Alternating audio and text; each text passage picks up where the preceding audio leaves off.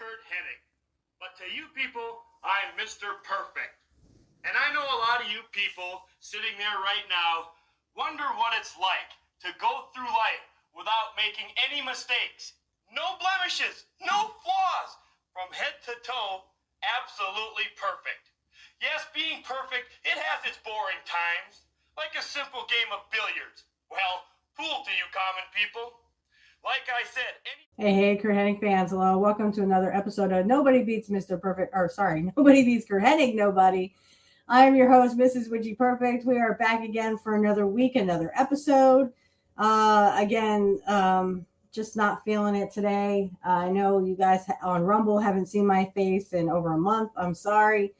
I will try to rectify that, but right now I just really don't feel very well and haven't for the past week. So let's get right to it. We're going to talk about the Sean Mooney interview about Curt. So I'm going to go ahead and get that up. And I know we had left off last week. We left off at a point where, you know, they were talking about the SummerSlam 1990 when Curt would lose the belt to Kerry Von Erich. We are going to pick up right where we left off. We're 37 minutes in, so if we don't get this all done today, we probably will go into next episode until we are completely finished with this. It's over an hour. So, and then our main event tonight is Larry Hennig and Curt Hennig versus Nick Bockwinkel and Ray Stevens. We'll get to see an interview with Curt and with Larry, and then we will watch the match. So. All right, so here we are with Sean Mooney. They're going to continue to talk about SummerSlam 1990 and then so on and so forth. So here we go.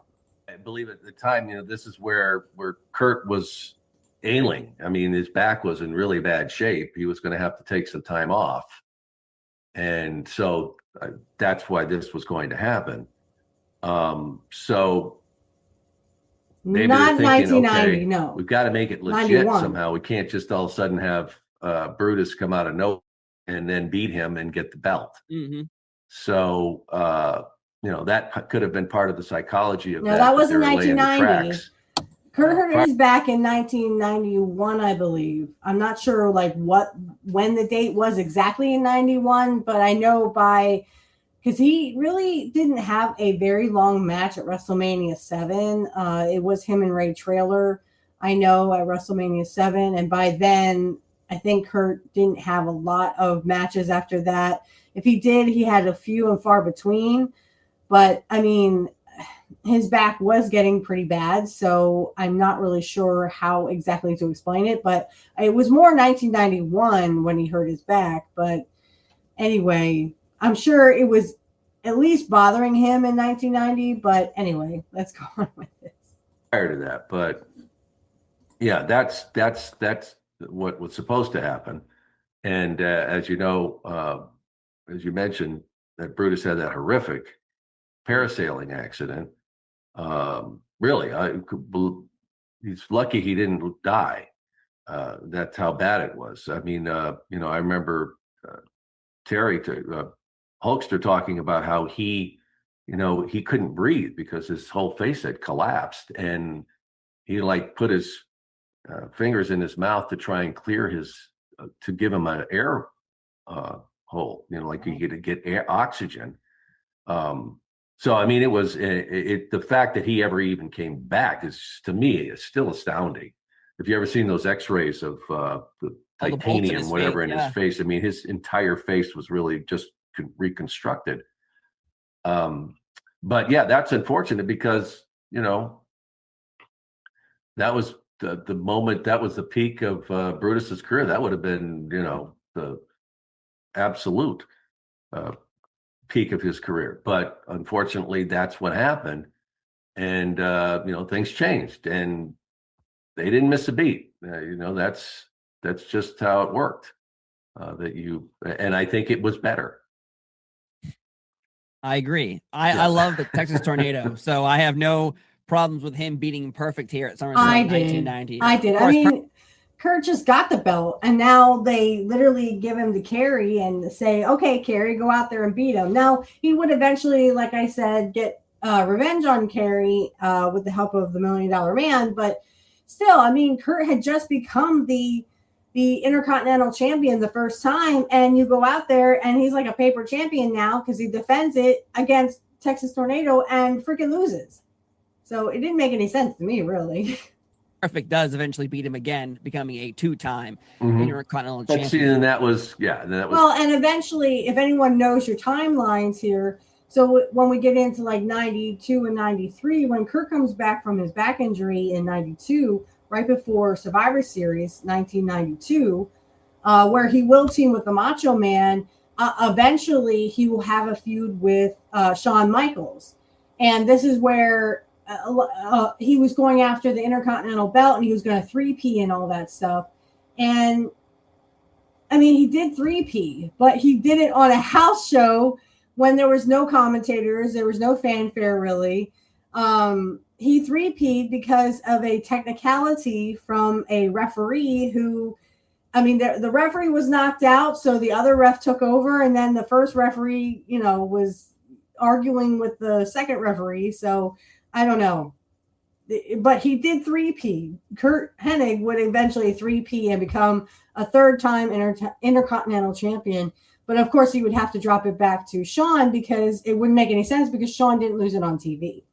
So there you go. That was on Kerry because he wasn't able to put what he needed to do as the Intercontinental Champion. And that's why that was short-lived. But he could have had a tremendous run.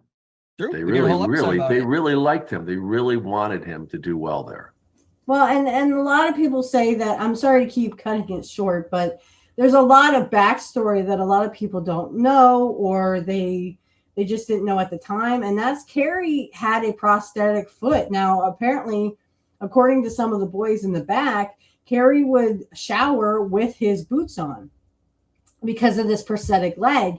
And he would tell one of them, it doesn't just hurt in the leg or the foot. It's all the way up the body. So, I mean, Kerry really screwed up his foot and had a prosthetic foot. I had never heard of that until I started, watching some of these shoot interviews that they had about, Curt and Kerry Von Erich. But there's also a match, and it was part of a super tape. I hope they bring that out soon because I love this match because Curt breaks character for like exactly 2 seconds and then goes right back to being Mr. Perfect. And it's because Kerry's nose, there's something dripping from it. Okay. I can't say it because if I say that word, YouTube will cry. But no, you see, he has him in this like submission hold. Curt has Kerry in a submission hold, and you see Curt kind of like, or I think it was Kerry I'm not sure what happened or how Kerry's nose got to be that way. I don't know if it hit Curt's bicep by accident and just started, dripping like that. I'm not really sure how it got to be that way, but I know that Curt kind of looks at like, he's like, because he has blood. Oh, sorry. He has blah. He has it on his arm, and he looks over. He's kind of like, well, that's not mine, so it has to be someone else's. And you kind of see Curt mouth, "Are you okay?" I mean, are you okay? So for 2 seconds, you have Mr. Perfect. Well, the human, right? The Curt Hennig human, right? Hey, are you okay? And you see, if you can read lips, you can see Kerry go, yeah, man.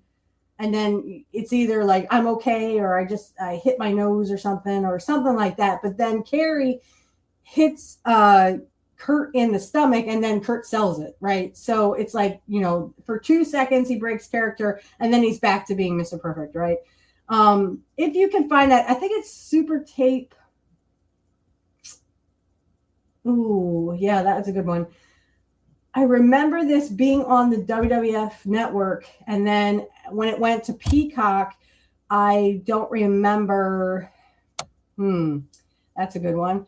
I don't remember exactly why or where it went, but I saw it on WWE Network, and I have like pictures and stills from it. I don't have that specific match. But I think it's Super Tape 4 is the one with Kerry and Curt. And it looks like it's in this like gymnasium. Yeah, I mean, you can't make this up. It looks like it's in a gymnasium. And it was a house show, obviously, for this super tape. And you can literally see Curt break character for 2 seconds, literally 2 seconds, because he's like just checking up on Carrie. And the camera was way too close. All right. So the camera's like right up in their faces, so to speak. And you literally see Curt mouth, "Are you okay?" And you see Carrie, if you're, like I said, if you're good at you know, reading lips and stuff, you see Carrie mouth back, "Yeah, man." And then he's something like, "Oh, I just, you know, my nose was acting up," or whatever. But so yeah, if someone can find that match and leave it down in the comments, or if someone can forward it to me on my X is also down in the comment section, or I'm sorry, it's down in the description field. If you can actually, you know, send that match to me, and I will try to show it for people on Rumble, because I can't show it on YouTube. It is copyrighted, so I would not be able to show that. But just the fact that, you know, you have Curt breaking character for 2 seconds to check on Carrie Von Erich to make sure he's okay. It's just something, not that I was disappointed or anything, but like, I think that shows the human side of Curt, you know, that he was a tremendously great man, and he actually cared about people in the ring. He didn't want them to be, you know, injured or anything. So the fact that Carrie was injured and he breaks character, and it wasn't long. It was not a long, like, "Hey, you know, oh my gosh, are you okay? You know, I think we should see a doctor," or something like that. No, just, "Are you okay?" "Yeah, I'm fine." And then, you know, they go back into the Mr. Perfect and Texas Tornado kind of characters. So the human side of Curt is amazing and astounding, because he was such a great athlete. He was such a great person. And that's something to be admired. So, all right, more of this. I thought he did well on television, but obviously we did a whole episode about what he was like backstage versus how he was in front of the camera. And I'll be honest, like in front of the camera, I didn't see Texas Tornado ever suffering or look bad or bad performance. But when we did a whole episode about him for an hour, you know, we talked about everything that happens backstage, and a lot more goes into the Texas Tornado story than we're going to elaborate on now, because you know, this is a lot. So if you want to check that out, you go to our YouTube channel and check it out, because we did a whole hour on Texas Tornado beating Perfect and this whole run. But Perfect, to me, at this time, the Intercontinental title, we have seen it happen over the years. Macho Man gets it, he becomes world champion. Ultimate Warrior gets it, he becomes world champion. Mr. Perfect gets it, he does not become world champion. Yeah. Why do you feel, I know we're in the Hogan era, we're in good guy territory, so good guys are always... No, it had nothing to do with Hogan, because Hogan, again, if it wasn't for the Slaughter thing, the Sergeant Slaughter 1991 beating the Ultimate Warrior at Royal Rumble 1991, and again, even Bobby himself admits, or Sergeant Slaughter admits, that he was never supposed to win. It was supposed to be 1-2 kick out. And I'm guessing, and everyone else is guessing, especially Bobby himself, thought that it would be Warrior and Hogan number 2, you know, battle 2, and Hogan would get his win back at WrestleMania 7. That didn't happen because Warrior mistakenly messed up the Randy Savage's wrist, and literally... so Randy's receipt for that, for messing up his wrist or breaking, I think it was broken. I think he broke his wrist.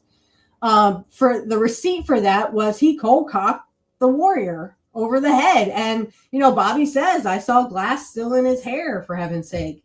I mean, Savage really cold cocked him, and it was 1, 2, 3, and that's it. You know, he didn't kick out, because how could Warrior? He was like probably, you know, knocked unconscious or whatever.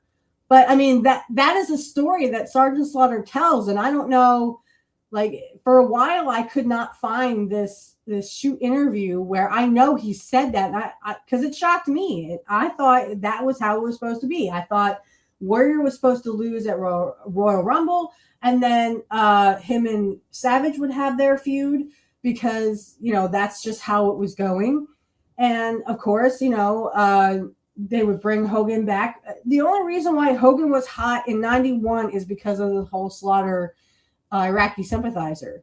And that's the only reason why Hogan actually became like bigger in 91, because, you know, he had a strong heel there with Sergeant Slaughter. But as we talked about last week, it could have been Curt who could have turned babyface, right? And could have been the biggest babyface, just like he was a cool heel. I think that Curt could have surpassed Hogan and been a better babyface, because Curt knew the business. Curt knew how to manipulate the fans to be on his side. And I don't mean that in a bad way. I mean that in, we could all get behind the boy next door, the boy from Minnesota, you know, the guy who could literally be like, you know what? I'm sick of this war stuff. Hey, red, white, and blue stripes forever. And America, we are awesome. Okay, right?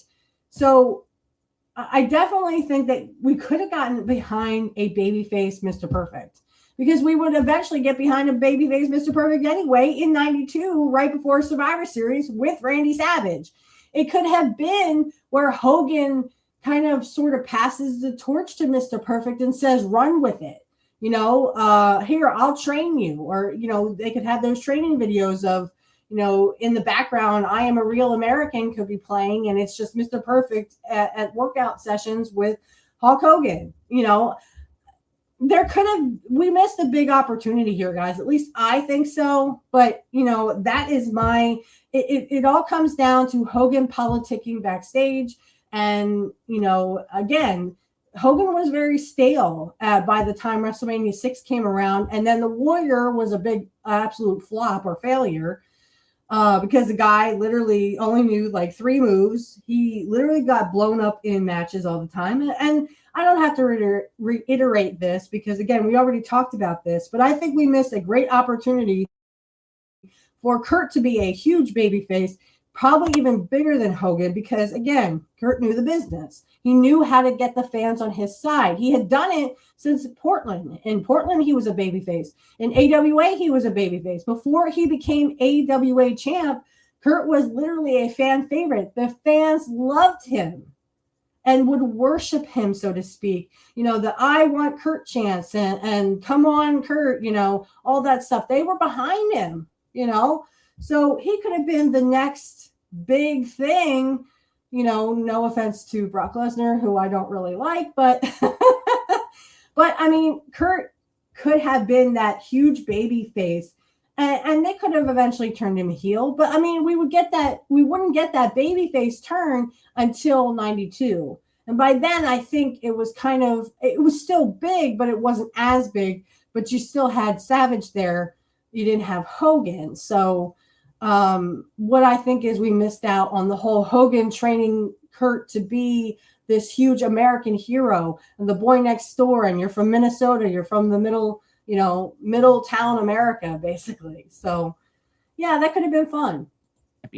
Like, why do you think that out of everybody, even $1 Million Man, like, why didn't Perfect get that world title? What is missing from that equation? Well, that's a really great question, because he did have it all. You know, few could generate the heat that he could generate. Few sold like he did. Few could move like he did in the ring. I mean, he did. He had it all. But there's always these factors that you know, for whatever reason, that either they think they don't need it. You know, Ted was one of those people, I think, that they felt, you know, the guy sells for us no matter what. Might as well get, you know, somebody else in there that can, if it's that we're going to do that needs a belt to make it, you know, optimize it.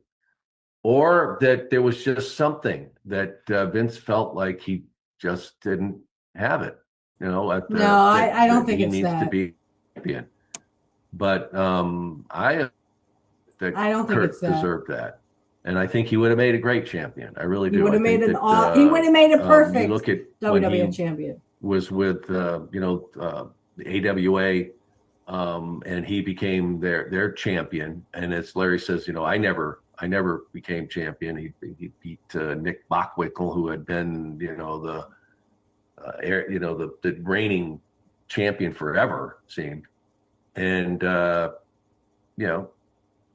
Curt stepped right into that role and was tremendous. And here you are, road now, and he is way beyond that. And the way he carried himself, and you put him up against anybody, didn't matter their size or what they did. You felt like Mr. Perfect could beat that guy.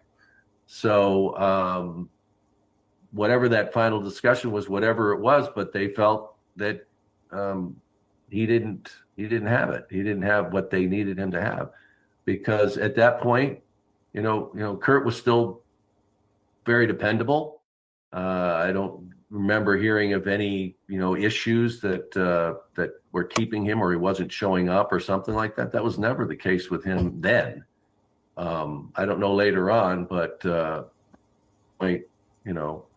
Curt was at a point where he would have been a great champion. Now, as far as the other physical things that were starting to happen with him, that might have had something to do with it too, because as we know, he had horrible back issues and would eventually step out and had a Lloyd's of London insurance policy that paid him for a while until Vince needed him again and persuaded him to come back.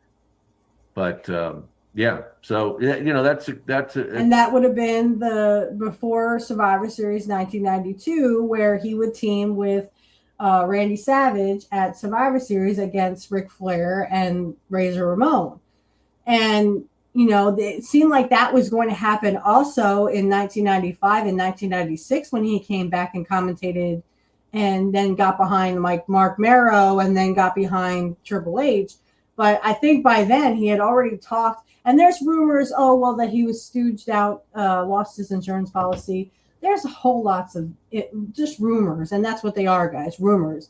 Because Curt had already said in an interview that he had already talked to Eric Bischoff by the time he was ready to leave. So if Bischoff told him, hey, don't show up for this, don't show up for that, it's the same thing, the same tactic that Vince used against other promotions when he took over and started to nationalize the WWF. Currently at that time. So it would not surprise me if Curt literally said there was no bridges burned there. He did not walk out on the WWF. He left with a handshake, and Vince and him, Vince brought him back in 2002. So, I believe what Curt says. Okay. I know Curt would not lie about that stuff. Because he has nothing to gain from it. So what I think happened, something that probably Curt would never admit to, because really it was no one's business. And Curt was a very private person. He didn't really like to share his personal life with everybody. Right. So when you think about it in hindsight, I guess, when you think about it in the terms of probably what happened was Eric Bischoff is the one who said, okay, well, Curt, I'm going to give you this nice contract, to come to WCW, and I want you to not show up for XYZ, just like Vince did. Remember, Curt probably would never, he showed up for all his appearances that I know of in AWA, and then just wasn't being booked anymore because he was still doing promos and stuff for the AWA. Eventually he would lose the belt, the AWA belt, to Jerry Lawler, of all people, which if you actually watch Curt's documentary, Jerry Lawler admits that those were the best matches he ever had. So I don't know about Lawler lying or whatever, but I'll take Jerry's word for it. But this is what I think happened, and where I think a lot of that stuff got blown out of proportion with the whole, he got stooged and lost his insurance policy. What I think happened was the insurance policy wasn't even in it. They just needed an excuse to say why Curt would not show up for certain things. And I honestly think it was because Eric Bischoff told him, I'll pay you more to not show up for those than, kind of like he did with Hogan and AWA. Vince did that with AWA. So it was kind of like Eric Bischoff giving his own medicine to Vince McMahon, right? All right, more of this. It's a great question but I always felt, from my viewpoint, I thought he had it all, and I thought he would have been a great champion. He would have been a perfect champion. Agreed. I just think it was good guys are champions here, so that's what we're gonna do. Not until Ric Flair and even like Yokozuna, where suddenly bad guys are world champions for a brief period of time. But yeah, he didn't have it, and he's still on that list of people. You're like, well, why didn't he get it? Why didn't he? Yeah. Why didn't it happen? Though, but as I will always praise this event, he is the team captain. It's Survivor Series 1990. It's Mr. Perfect and all three members of Demolition versus Warrior, Legion of Doom, Texas Tornado, greatest Survivor Series ever. I will say it until the end of time. Yeah, but they didn't allow Curt to even win that. Like, they couldn't have him win over the Ultimate Warrior, where he got the win over Kerry, but they couldn't have him, for some reason, they couldn't have him pin the world champion, the Ultimate Warrior, for some goddess awful reason.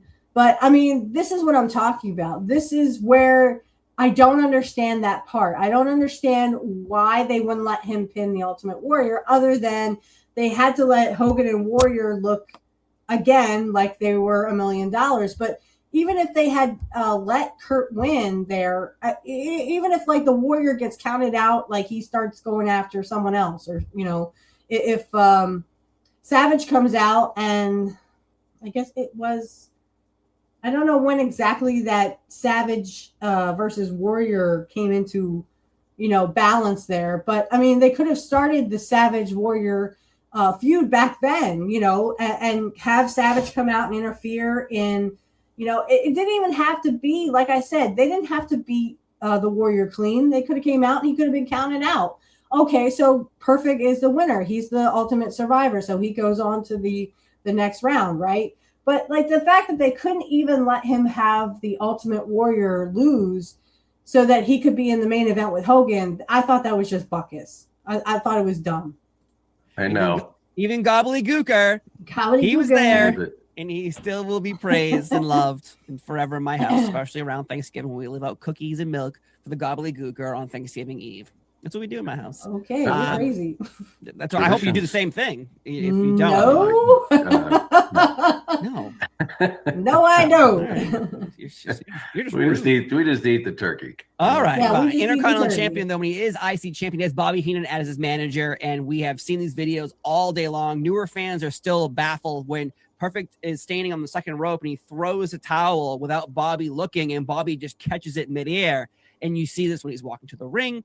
Every time they hit this, did Curt ever tell you what it was like to work with Bobby Heenan? Because I imagine it's like working with the greatest comedian of all time. Yeah, and they played really well off each other, and they were always just joking around. They were a great pair together. Bobby was a ribber, but he was a it was more like jokes or stuff he would say. Curt was where he actually did stuff to people, but they were naturals together. That's because Bobby Heenan had known Curt's family. I mean, he knew Curt's mother Renee, he knew Curt's father Larry. He basically watched Curt grow up almost to the nth degree. So it only made sense that Curt made it, that what they have always said about Bobby Heenan is if you made it as a heel, they would put you with Bobby Heenan. So if you could think, Andre the Giant was a great heel. So John Studd was with Bobby Heenan at one point. Paul Orndorff was with Bobby Heenan at one point. You had Ravishing Rick Rude, of course, was a huge, big heel that, had made it and with his own gimmick too. So if you look at it like that, so Curt made it as a heel, so they put him with Bobby Heenan, which they should have done from the beginning. Okay. And they're going to go into talking about, did Curt need a manager? No, but Bobby, it just seemed right to have Bobby alongside Curt because they just, as they said, they played off of each other. They were joking always with each other. And it just seemed like they were the perfect pair to, if anyone should have been Curt's manager, it should have been Bobby Heenan, right? Because they were the perfect tag team, even, and they didn't wrestle as a tag team, but I mean, they were the perfect manager and wrestler type, right? And, you know, no pun intended, but I mean, it was really a perfect pairing because literally Curt was a big ribber. Everybody knows that. And Bobby was just funny. I mean, he was just funny. If you actually listen to him in a shoot interview, I think it's 2005. No, it had to be earlier than that. They did a shoot interview with him, I think in 2000 or 2001. So it actually had to be, because he talks about Curt with such affection. You know, he calls Curt a kid. Well, Bobby was older than him. So, I mean, and he watched, you know, Curt grow up. So, I mean, to him, Curt was a kid, right? But I think that they just made the perfect pair because, I mean, like I said, if anyone should have been Curt's manager, it should have been Bobby Heenan. They were excellent together. And of course, when they break them up at Survivor Series, or right before Survivor Series 1992, if I can talk, the only thing I didn't, I kind of found annoying about the whole thing was Bobby was like over dramatic. You know, like when Curt grabs him and before he pulls the water on him or pours the water on him, you see Bobby, oh, please don't hurt me. Please don't do that. You know, it's like a battered woman, you know what I mean? Like, Bobby, tone it down. Like, stop hitting me, I'll make dinner, stop it. You know, like a little over dramatic, but it was good. It was good. It was a great skit. It made Bobby look weak and it made Curt look like $1 million. That's what they wanted to do when they turned Curt babyface. That's what you want to do. You want to make the guy look great, right? So you have those heels that will literally bounce off of each other. And I didn't like Flair. I don't think he added anything to that skit. But of course, they'll have to get Flair's, you know, opinion on it. And I just think it was good. It was a good skit. It made Curt look great. It made him look like he was cocky enough to douse water on his ex-manager, right? All right. You know, and genuinely loved being around each other. So when the two of them together was like you said, it was in sync. The fact that, you know, they throw the towel and Bobby would just snatch it, you know, wouldn't even look. And you know, when you're there and that's thing, and, you know, a lot of these, you know, when you're with each other a lot and you do these things and it seems like right on the spot like that, well, that probably, you know, when at that point, when you're seeing complete, you know, disregard of any looking or they've done that 100 times. I'm sure. It's great that it comes off that way, but it's all been very rehearsed, and whether it was a real one or whatever. But that they've done that. You know, the same thing with like Curt with the gum. You know, spitting a boom, you know, batting it off or what he was doing. And Joe would actually do that too at a baseball game. That's through just repetition. I used to do that at my softball games, you know, over and over again. And that was to say. And I hate to keep stopping this because, I mean, we have to get to our main event and we're only like 30 some minutes in or 40 minutes in. I actually used to do that at softball games all the time. I used to play softball back in the day, you know, back in my day. No, I used to do the exact same thing.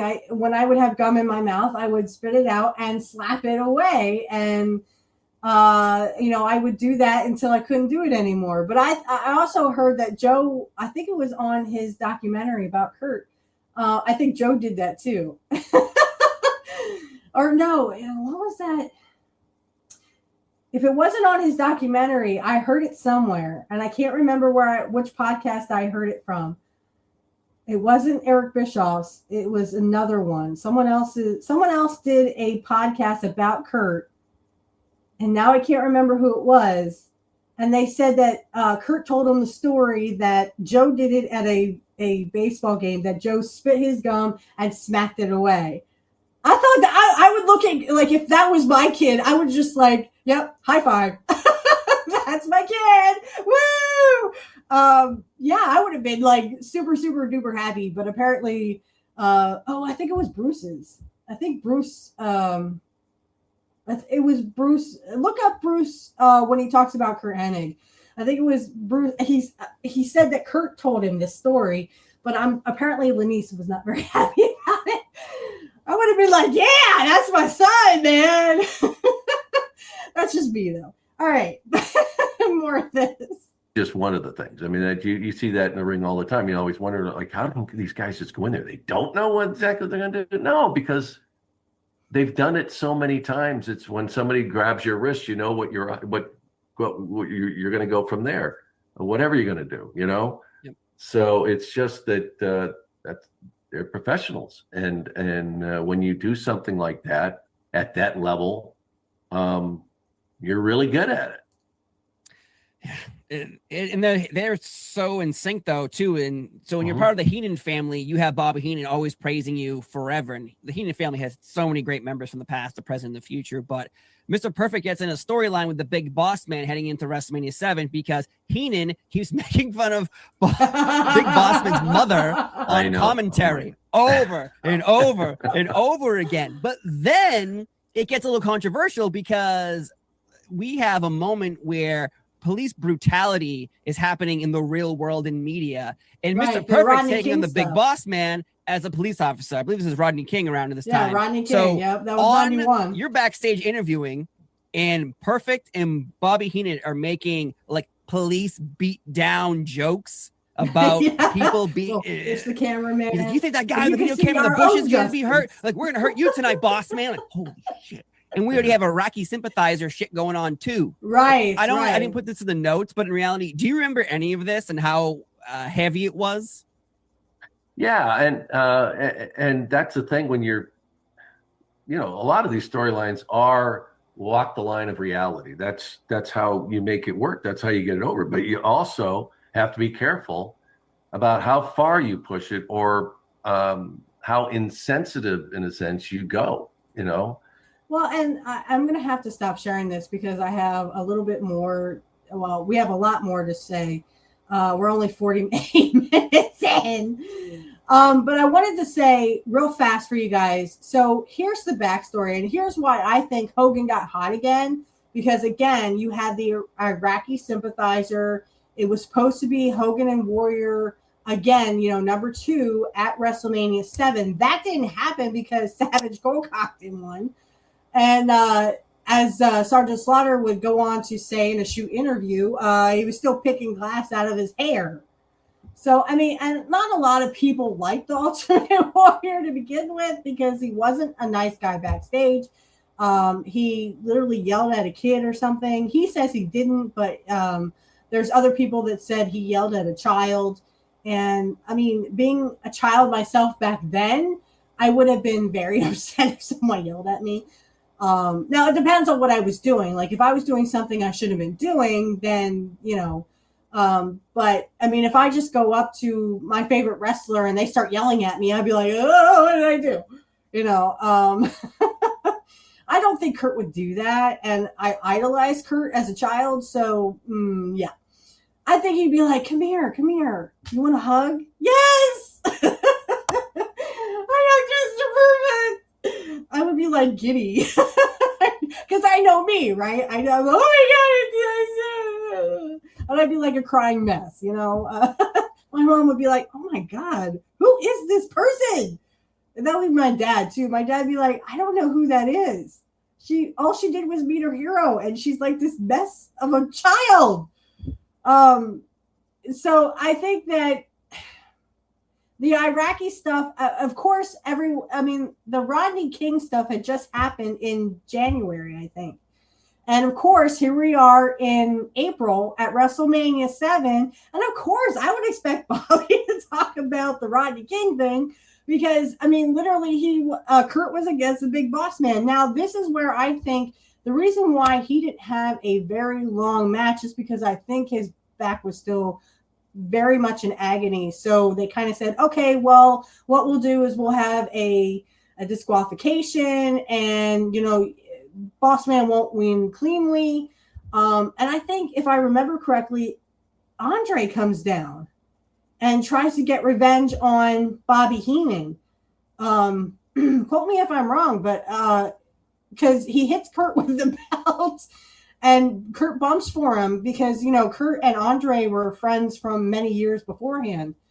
In fact, I saw a match on X of Curt and Andre tag teaming together. I think it was in Japan against I want to say Inoki and someone else. I'm sorry, I don't know a lot of Japan wrestlers at that time, but I think it was against Inoki and someone else. But double check with me on that. But I only saw the match on X and only a little bit of it. So hey, the fact that Andre was on crutches by this time.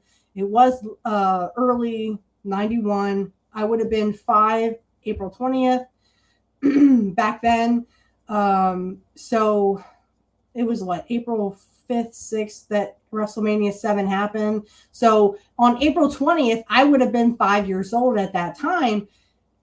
And, my favorite wrestler is about to not only lose the belt, but also go on hiatus because he has a back injury.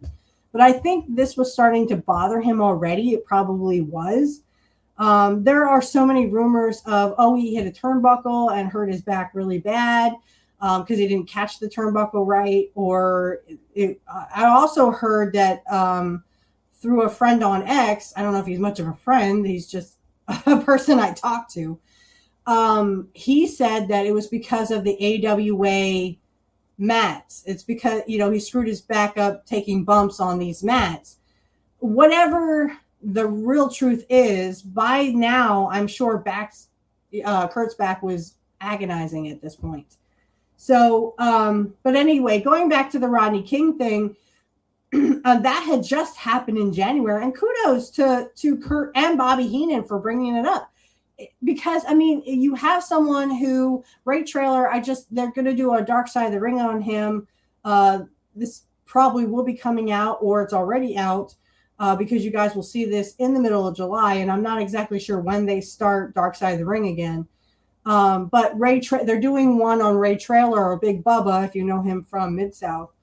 So Ray Traylor they're actually doing this, and he actually was a Cobb County prison guard.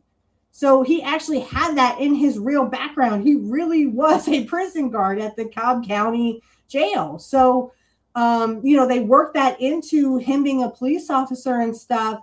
And of course, like I said, it only makes sense because the Rodney King thing had just happened in January. Why not talk about it? Because Boss Man was billed as a police officer. So, and we actually caught on camera. If you actually watch that promo, it was so brilliant by not only Bobby, but by Curt too, because, Curt just says, I'm not going to lay down and let you take 3 swipes at me, Boss Man. Because well, first of all, you'd have to add, hey, Curt, what would you do in this situation? If a cop had you down and was beating the crap out of you, what would you do in that situation? You probably, try to protect yourself as best you could and then try to get the upper hand, right? I'm sure that's what Curt would say. But the fact that they brought that up, and it was still so new to everybody, but it was good television and good to start with that because it literally propelled them to the point of, hey, they're actually mentioning the Rodney King thing. Well, they're already doing the Iraqi sympathizer thing, which Sergeant Slaughter admitted he was getting threats, and really bad ones too. So they had to actually move. They were supposed to be in the Coliseum, or they were moved to the Coliseum. I can't remember, but they actually had to go to a different arena because the McMahon wouldn't pay $2 million for extra security.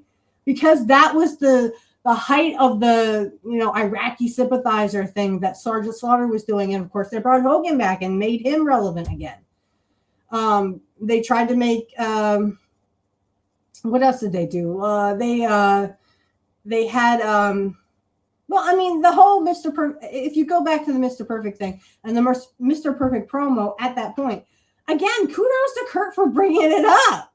you can't just shy away from this. Again, it makes for good television. People are going to be, the thing is, I don't know what they were trying to do there, because technically Boss Man should have been a heel because the cop was beating up a poor black guy. And it was hard. I honestly think they should have maybe turned Boss Man heel at that point, because the Rodney King thing had just happened. So, I mean, it almost like Curt was coming off as like a good guy, like a baby face. Like, I'm not going to let some police officer beat the crap out of me.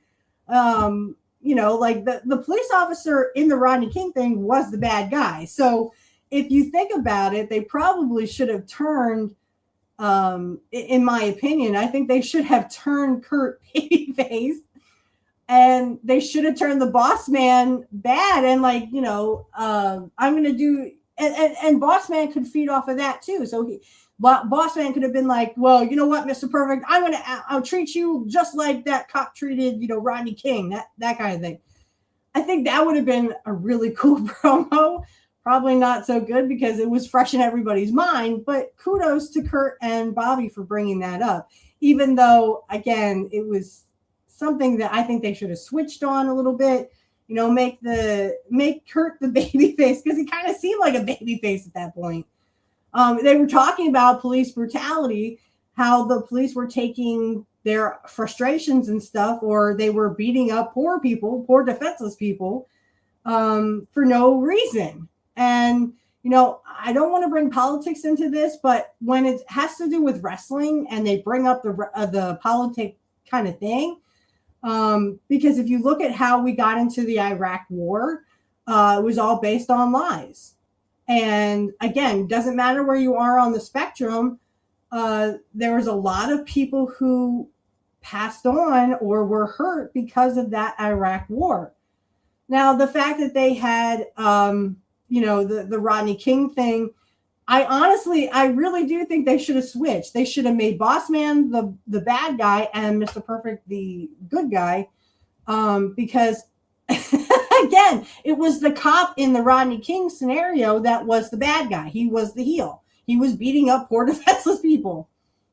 So that is what I think. That is my take. Again, trigger warning for anyone who doesn't like to hear about that, but those are my opinions. That I do believe that the Iraq war was based on lies, and I think the Vietnam War was based on lies. And you can ask Jesse Ventura too, because he'll give you his opinion. And he was actually in the Vietnam War. He was a Navy SEAL. Jesse Ventura was. So I tend to agree more with Jesse on his political views. And kudos to Jesse for running for governor of Minnesota. Hey, that's a heck of a thing to do. And a lot of people didn't think he was going to do it. He did it as an independent as well. I mean, they thought it was such a joke, I guess. If you actually go back and watch some of those debates, and I actually have, but if you go back and watch the debates for, before Jesse becomes governor, he wasn't polling very well. But as he started to talk, people in Minnesota started to wake up and go, wait a minute, that's right. That's the correct answer. The only thing I don't think I agreed with Jesse was, no offense, but I don't need a GI Bill. I don't want to go through boot camp, and I don't want to sacrifice myself for endless wars. So that's the only thing I think I disagreed with Jesse about. But no, like Jesse was talking common sense, and he was saying, this Republican and this Democrat, they want you to do X, Y, Z. Why can't you just do ABC? And that's what got him over in Minnesota and why he won. So I definitely think that Jesse was not only a great wrestler, but he was a great, governor as well. And so what this all comes back to is politics and professional wrestling are pretty much the same thing. Now, for anyone out there, and I will get to our main event, I promise. So for anyone out there, you already know this has already happened. Night of Champions has already happened. You know that Sami Zayn is now world champion. He beat Cody Rhodes and Gunther for the belts. Kudos to him, but I've never liked Sami Zayn, and it's not because he's Arab and it's not because he's Canadian. It has nothing to do with that. I just don't like his wrestling style. It's just not the way I think it should be, right? And I admire Cody Rhodes. I think his dad did a lot for this business. I wish they had treated Joe better, because his dad did a lot for this business and carved the way for people like Joe to, get to be that champion that Cody Rhodes is now. And like I said, I know we did that article on Joe, and I wish him all the best. If I had the money that Joe Hennig had or that Curt had, trust me, Joe, I would get you out in a heartbeat. I'd bail you out of jail. I would. So anyway, let's get to our main event. I am going to take a quick break, and be back with Larry and Curt Hennig versus Nick Bockwinkel and Ray Stevens. See you on the flip side. All right, and we're back. All right, guys, we're going to listen to an interview real fast, and then we'll go on to the main event. You are going to see Nick Bockwinkel and Ray the Crippler Stevens go against Larry and Curt Hennig. It is going to be sensational. Now, just before they go to the ring, we want Larry and Curt Hennig to come on in and talk to us for a second on the Sports Network. Come on in, fellas. Larry, you know plenty about Ray and about Nick. Former tag team champions, capable of anything. The question is, can they repeat the past glory? I don't know whether they can repeat it or not. But the difference is going to be here, that we have a father and son relationship. And let me give you a little background on that.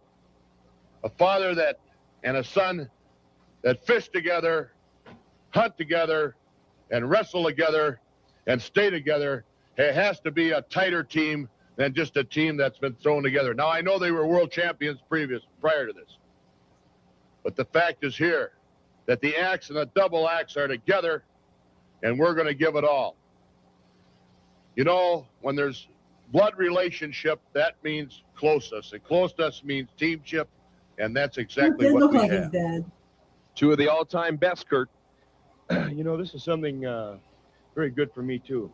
These two are two of the greatest wrestlers that have ever been together in the history of professional wrestling. And this is an opportunity for me as a young wrestler to get in there and get against these guys who have held world titles before, have wrestled as a team all over the world. And it's an opportunity for my dad and I to prove ourselves to the wrestling world and the people all through Canada, that we are a team now. We've got it together. We've wrestled the top wrestlers all over the world.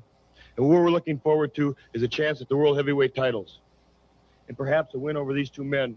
The greatness that they've put together over the years would be a big stepping stone if we could get a win over these two men. Have you guys got your timing down? Good physical condition, the whole 9 yards? I think we've got it all together, and I'm going to tell you another thing. What a great thrill it's going to be to beat these two men. Like Curt has said, we got to go on to bigger and greater things, but we have to take care of the stuff underneath first. And we've done our homework. And I certainly hope that Bockwinkel and Ray Stevens has done theirs, because we're going out to win.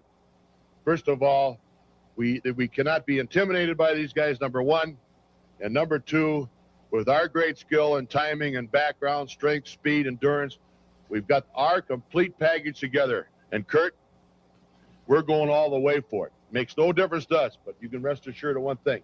The axe and the double axe are going to give it all. Go get them. On their way to the arena, 41 pounds, Curt Hennig, and his partner, his father, at 314 pounds, he is Larry the Axe Hennig.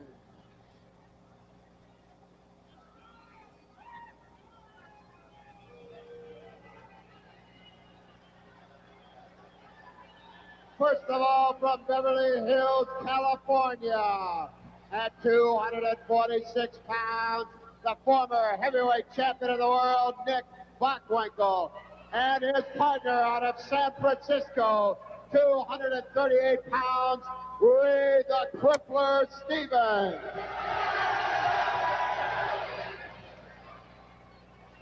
Well, this is going to be impressive. Nick Bockwinkel and Ray Stevens, first time they've been together in over 3 years. These men held the tag team championship of the world for a long time.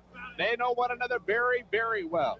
Ray Stevens has been out with a knee injury. He is back, and he looks like he's in good shape to me. Time will tell how the knee holds up. Nick Bockwinkel, excellent condition. We know that. They've got a test of all tests. Father and son. There's the big man, 314 pounds, Larry Hennig, and son Curt Hennig at 241. Bockwinkel at 241. And from Ray the Crippler Stevens, 238 pounds. Stevens will start against Curt Hennig. Collar and elbow. Early on, we'll keep an eye on Stevens to see if he's back 100%. Curt Hennig with a headlock on Ray Stevens.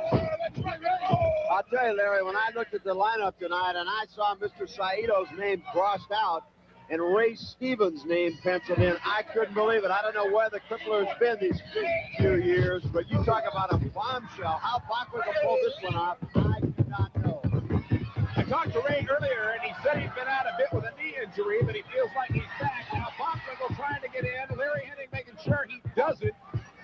At any time, this match could explode. The Hennigs, not famous for controlling their tempers.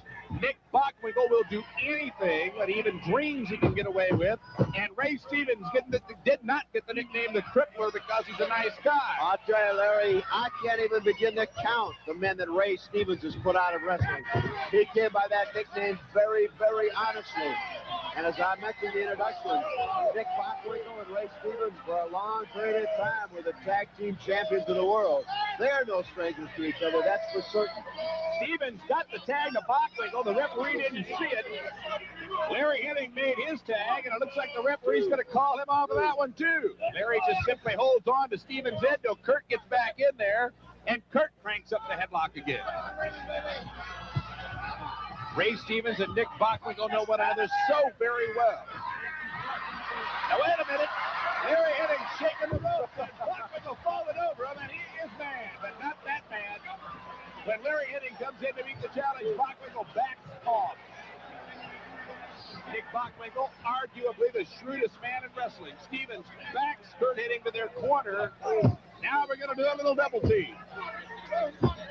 Ray Stevens distracting the referee. These guys will show you some tag team timing, the likes of which you've never seen. If they're back to their 100% days of the past, Bockwinkel and Stevens. I'm telling you, looking at Ray Stevens outside the ring, Larry, he looks to be in pretty good shape. Ray Stevens, famous for being in condition, famous for being crafty as Bockwinkel.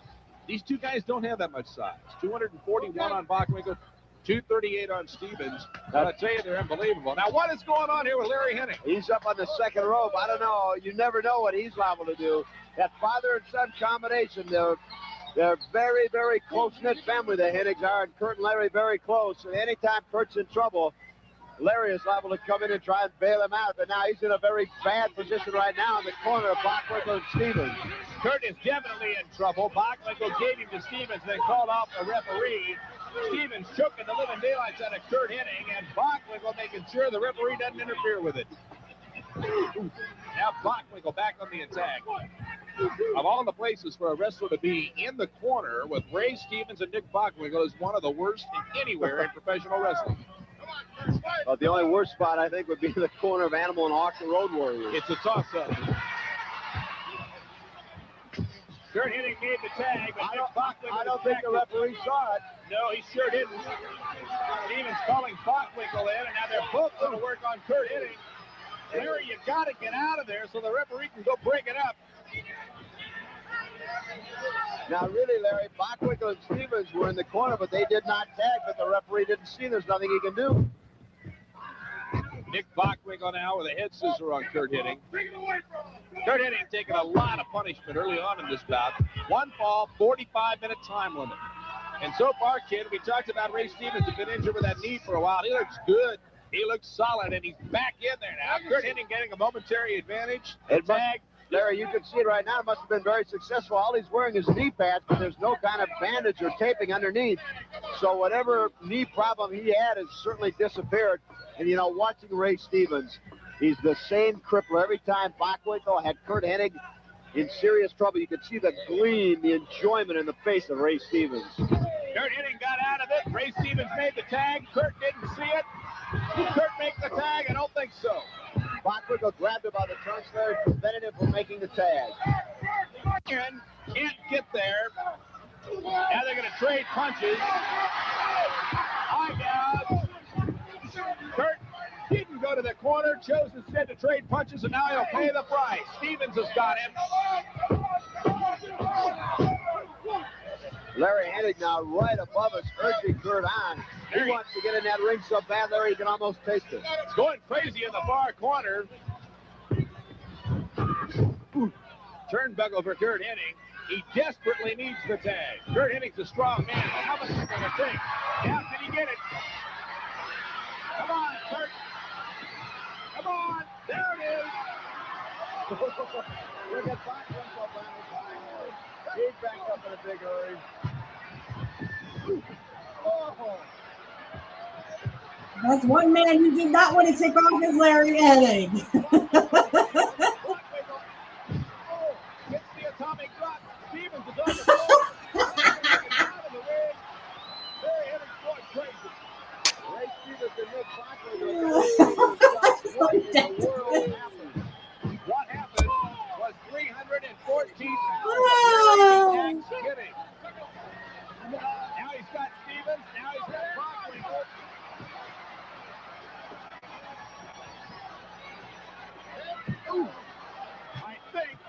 I think Bockwinkel is the legal man in the ring.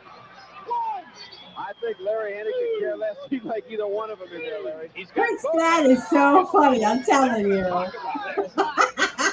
I love it. I love the Symbols charisma. of order back to their game plan. Right about now, Ray Stevens is probably wondering, why did I come back? I should have stayed out. Look at Larry Hennig. He's backing off. He wants somebody to get in there. Nick Bockwinkel making his way very slowly and cautiously into that ring. As Larry the Axe Hennig was a one-man game. Larry the Axe is going to take Bockwinkel over. He's trying to hurt. Uh-oh. They're just playing ping pong with Nick Bockwinkel.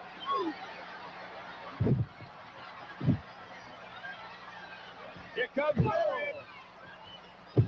314 pounds, brings an elbow down on him, but he only got a 2 count. Boy, how he kicked out of that one is beyond me. Nick Bockwinkel, don't underestimate him. We've seen this man take a tremendous beating, and believe me, he can give one out too. Now they're both down. Watch out for Stevens. Watch out for Ray Stevens. You see Ray up in that second row. Bockwinkel now calling over to Larry Hennig. Now the referee sees Stevens and orders him back down to the ring apron. Bockwinkel, as Larry Hennig ropes over that rope, distracts the referee, and Ray Stevens applies the choke. These gentlemen know what they're doing. They always know what they're doing. Perfect premeditation. Now Bockwinkel standing on the back of Larry Hennig's head. Now he'll back off, and Stevens will take over. Bockwinkel distracts the referee for a while. I don't know how long they can keep this up. As long as they want to, I guess. Bockwinkel with a boot now. I'll tell you, referee Jim Mitchell has a very tough job trying to control Nick Bockwinkel and Ray Stevens. Every referee that has ever been in a ring with him has had a hard time controlling him. Stevens, the legal man. Now what? He's gonna pick an argument. Curt Hennig's gonna come in and try to break things up. Meanwhile, Bockwinkel's having a field day, choking the life out of Larry Hennig, and now they're beating on him. I don't know, take a look. There, the Hennig's eye, Larry Nelson was awful place in this one. Now Bockwinkel's trying to wrap him up in that bottom row. They got him about half wrapped up. Bockwinkel backs off, but he's done what he wanted to do. Stevens right back on with that choke hold. They're going to tag, and Bockwinkel will come in and play some more. Larry Hennig, a big man, 314 pounds, but there is a limit to what anybody can take. Now look at this.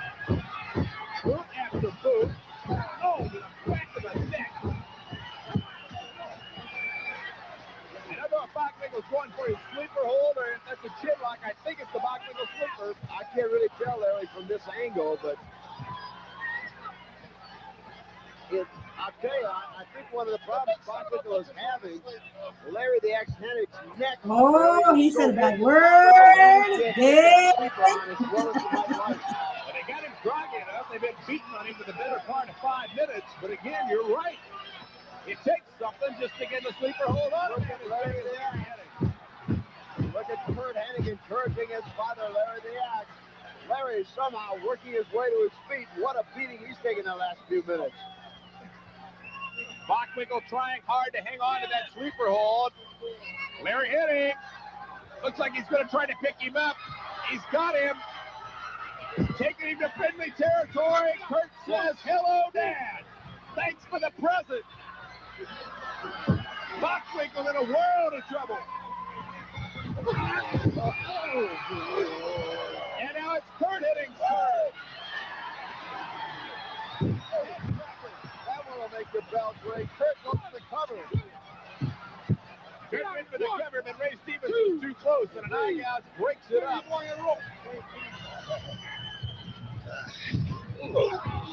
Right to the breadbasket. Nick Bockwinkel, and then turns around and gets one to the jaw. Again, the cover.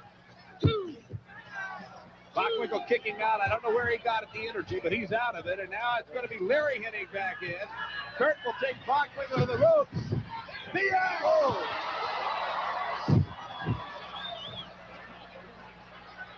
Oh, 314 pounds with the elbow.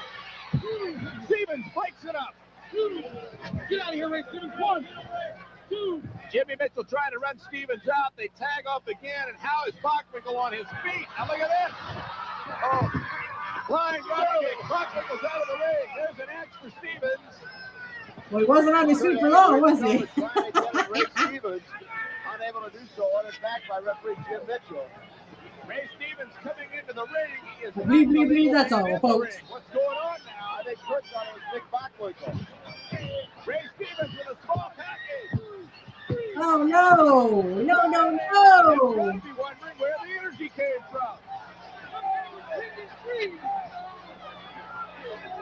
Curt Hennig was pinned in 3. That's the information we got. But wait a minute.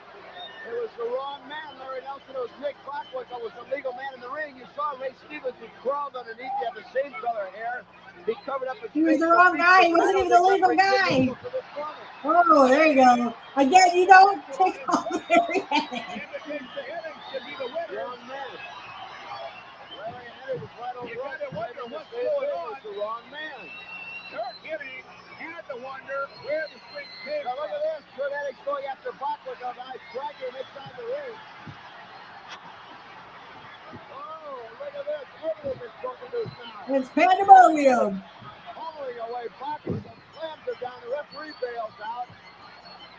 Larry's got Ray Stevens in one corner. Kurt's got Bockwinkel. Look at this. Oh. That may be well and good. They can ring that bell all day and all night. The Hennigs want to play some more. Stevens and Bockwinkel got it, and this time, neither one of them will during the stretch continue. Again, Jimmy Mitchell comes over to tell us Curt Hennig was pinned in 3, and it's over. Look at the faces of the Hennigs. These men hate defeat. They did the wrong guy. We know they did the wrong guy. You're right. There's not a thing in the world we can do about it. Now watch. Curt Hennig thinks he's got a dead man to pick up, and all of a sudden, Ray Stevens springs up with energy. Yep. Okay. All right, guys. So I'm going to stop sharing there, and we are going to say adieu to this episode. Thank you so much for joining me, and we will try to finish the Curt Hennig interview they did on the Sean Mooney podcast. I'm so happy that they did something about Curt there. So join me next week. We will see maybe part 4, part 5, if I can shut up long enough, you know. But I mean, I just want to get the extra details in there of the things that I've actually found out about Curt and, you know, the behind the scenes kind of thing that was going on. So if they talk about it, I'm going to put those details in there for you. All right. Anyway, we'll see you back here next week for another episode of Nobody Beats Curt Hennig. Nobody, remember everyone, nobody beats Mr. Perfect. Nobody. Bye, guys. Hey, Curt Hennig fans, hello and welcome to the Shameless Plugs. I wanted to do an updated version because I no longer have Patreon. I don't know if anyone has seen and down in the description field. The first shameless plug I would like to do is for my Cash App and my PayPal account. If you can donate, please, please, please donate today. I actually had one donation, but that was more for my birthday. So anyway, if you can donate, please see the links in the description field for my PayPal and my Cash App. I'd like to start off by saying also, and I will say this at the end, I have an AI outro that is AI generated. I actually made a country song dedicated to Curt. I made several. Just in case there also maybe in the future or right now is going to be an AI intro. So I just want to let you know that the intro also could be AI, and this is for Amazon. Excuse me. This is for YouTube only. YouTube only. So the first shameless plug I would like to do is Kit Cabello. He is one of my great, great friends. Excuse me. I love him to death. And what a great man, great guy, all around great friend as well. You can catch him on Heartlands Media. That's 9 a.m. Central, Monday through Friday, and he will tell it like it is. Trust me, he will tell it like it is. Can't say enough great things about Kit Cabello. Also, check out Angel Riviera. He is in Angel in the Afternoon, and of course, he is my host for Pro Wrestling Talk. Pro Wrestling Talk is every Saturday night at 8 p.m. Eastern Standard Time, though those are scheduled to change due to family issues or WrestleMania or a pay-per-view. Also, I would like you to, but definitely check out Angel in the Afternoon. It is 7 p.m. Eastern Standard Time, and he also tells it like it is. Way to go, Angel. Okay, on to deconstructing topics. My big brother, Dave. I can't say enough great things about Dave. He is a big supporter of mine, and I'm a big supporter of him. If you check out Deconstructing Topics, he has his own show. I'm not sure what episode he's on right now, but he has a great podcast. Please, please, please listen to it. You can check it out on YouTube. I don't know if he's on Rumble, but I'll see if I can get a Rumble link. All these links are in the description field if you want to check these people out. Also, I'd like to mention my little kid brother, Alex Knight. We are actually not really related, but I see him like a little brother. So anyway, Alex Knight, you can find him on Angel in the Afternoon. You can also catch him on Pro Wrestling Talk. And I think he's going to do a baseball podcast with Angel as well. So check that out. That'll be on Sundays. I'm not sure the time. I'll have to get that from Angel later. But I just want to make sure that you check him out because he is a great person and someone I can call friend and little brother. The next shameless plug I'd like to do really fast is Black Magic Talk is my other show, guys. If you would like to check that out, all you have to do is click the link in the description field, and blessed be to you if you are also a witch, wizard, or warlock, or whatever you call yourself. You can check that out in the description field. We have a lot of fun over there. I love to have on special guests, especially Sonia Smith. She's a very dear friend of mine. I hope you will subscribe to all these people on YouTube or on Rumble. We are also on Rumble. The Rumble description field, the link is in the description field. Sorry. If you would like to check that out, this will be going on YouTube, of course, because I don't need this for Rumble. I could put it on Rumble. I think I might. So if you are on Rumble watching this and you would like to see the YouTube version of this, it's mostly audio that you will see, except for this part, right? Just check us out on YouTube. The link is in the description field. And again, if you want to check out Black Magic Talk, you can check that out too, where we talk everything pagan and Wiccan. There is no evil or black magic, of course. It's all great fun, and we have a good time. If you like a personal tarot reading from me, click the link in the description field below. I can get you my, my pricing and stuff. If you would like to be a guest on the Black Magic Talk, or if you'd like to be on Pro Wrestling Talk, you can DM me. on X. My X is in the description field for both Black Magic Talk and for Curt Hennig podcast. Go ahead and hit those in the description field and DM me, and feel free to ask if you'd like to be a guest. If there's anything else, concerns, or if you would like to just give feedback, you can always DM us on X and so on. Again, just want to mention my Cash App and my PayPal account are in the description field. If you can give to the show, great. If not, please enjoy the show. That's what we are mainly here for, just for your entertainment purposes only. And again, I will reiterate that the AI outro song is AI generated. That is for everyone, for Rumble and for YouTube. Also, there could be an AI intro song. Just want to let you know that if there's ever an intro song, it is AI generated on YouTube. I created a couple of songs here and there, a couple of country songs I think that Curt would like. So I hope you check those out. And remember, everyone, nobody beats Mr. Perfect or Curt Hennig. Nobody.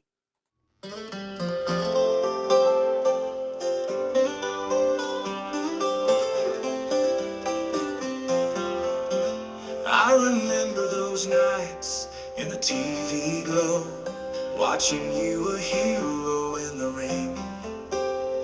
With every match, you'd steal the show, making us believe in impossible things. Golden locks and a confident stride, wrestling through battles both big and small. With a perfect plex, you turned the tide. Mr. Perfect, you had it all. Oh, Mr. Perfect, where'd you go? In our hearts, you still steal the show. In a world that's moved too fast, your legacy's meant to last. Behind the glitz and all the fame was a man with strength and grace. Though we never knew your name, you left a mark time can erase. I can still hear that entrance theme echoing through arenas and TV screens. A legend in his prime and dream, you remain in all our scenes. All on the nights when stars glow bright, I think of you and your fearless fight. Gone too soon, but still inside. Mr. Perfect, you are a guiding light. Oh, Mr. Perfect, where'd you go? In our hearts, you still steal the show. In a world that's moved too fast, your legacy's meant to last. Oh, Mr. Perfect, where'd you go? In our hearts, you still steal the show. In a world that's moved too fast, your legacy's meant to last. Behind the glitz and all the fame was a man with strength and grace. Though we never knew your name, you left a mark time can